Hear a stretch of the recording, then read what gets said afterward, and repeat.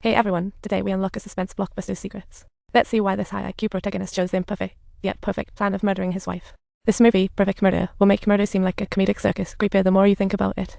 The story begins in a worn-out art studio, showcasing artworks of the heroine and her admirer complicated love and art. A double bed lies quietly, the shot is eye-catching. Too bad I can only peek. Our heroine happily returns home afterward. Steve is a millionaire, while Emily's family is wealthier. Both have a fortune and appear madly in love. But in reality, one earns while the other seeks fun. The wife has lost spark for her husband. They attend a dinner together. They seem a perfect match. During dinner, a man and Emily exchange flirty glances, planning to meet. Is this an affair? It's practically a party. Don't want to go back to the battlefield, truly. The world's joy is just about this. Emily quickly introduces her husband to a guy named David, a painter. What a talented toy boy. Him totally having a romantic chat. You're quite polite, and I am casual too. Then comes the awkward chit-chat. David is about to graduate from a university in Northern California. Too much studying led to this life. What a prime cat. Steve is curious about David's art. If he likes it, maybe he could help him out. Steve is a finance tycoon, but now he's in big trouble. The stock market is on a downward spiral. Bad luck, and there's a good chance he'll lose everything. Steve might end up bankrupt, and Emily heads straight to David's place after work. But the undercover spying gives me the creeps. It turns out they almost elope right here every day. Who'd have thought Steve'd suddenly visit David's studio at 6 tonight, ensuring he doesn't catch on? So they met up, and after a round of boring small talk, Steve jumps straight into the topic, discussing David's cheating with David. Hearing this, stops hiding and claims they're perfectly matched, but Steve coolly points out, it's Emily who fell for you and you're just after her wealth. Steve has already done his homework. David apparently learned his painting skills in prison, and he duped the widow out of her cash 6 months ago. David isn't even his real name, more like a switcheroo. He's been a bad kid since age 10. Now he's at a loss for words, but since he's been exposed, he wants to know what's next for Steve. Steve offers him two choices. Come clean to Emily, and their game is over. Steve really is a clever guy. He knows David will pick the latter because he's lusting after Emily's wealth.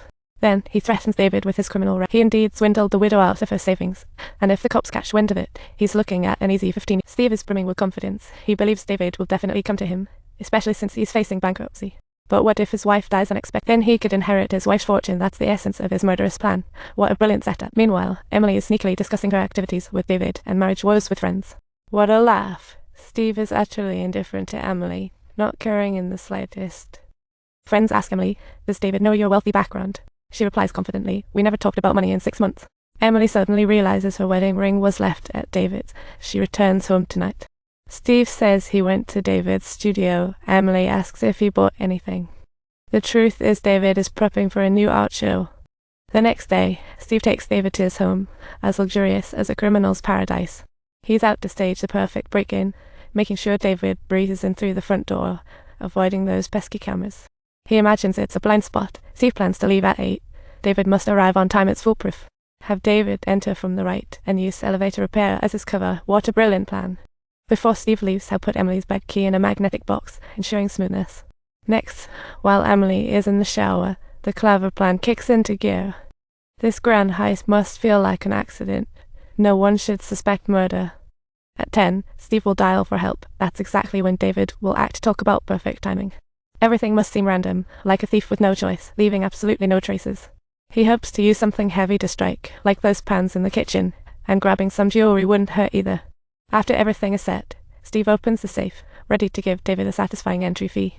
$100,000 is given to David as a deposit. The night will be the time for action. The next day at noon, Steve blocks Emily from seeing David, gearing up for lunch with her.